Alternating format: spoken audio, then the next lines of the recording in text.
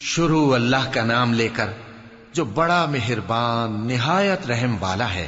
اے پیغمبر صلی اللہ علیہ وآلہ وسلم، اپنے پروردگار عالی شان کے نام کی تسبیح کرو، جس نے انسان کو بنایا، پھر اس کے اعضاء کو درست کیا، اور جس نے اس کا اندازہ ٹھہرایا، پھر اس کو رستہ بتایا، اور جس نے چارہ اگایا، پھر اس کو سیاہ رنگ کا کوڑا کر دیا۔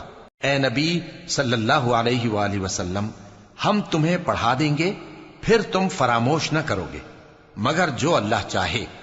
وہ کھلی بات کو بھی جانتا ہے اور چھپی کو بھی، اور ہم تم کو آسان طریقے کی توفیق دیں گے، سو جہاں تک نصیحت کے نافع ہونے کی امید ہو، نصیحت کرتے رہو۔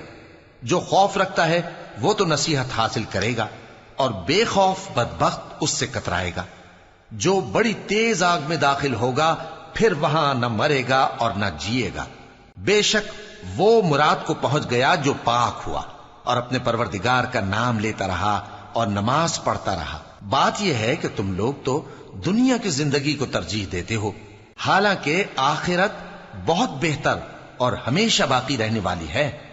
یہی بات پہلے صحیفوں میں بھی درج ہے، یعنی ابراہیم اور موسیٰ کے صحیفوں میں۔